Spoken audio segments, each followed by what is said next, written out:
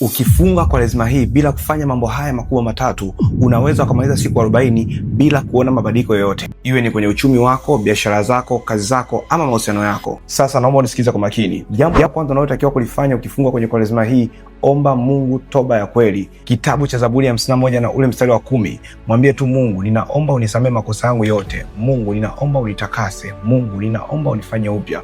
Mungu, muda huu ninaingia kwenye maombi haya mfungo. Ninatamani maombi haya ukapate kuyasikiliza. Dhambi zangu mimi na yale niliyokosea isiyo sababu ya wewe Mungu kutoka kunisikiliza.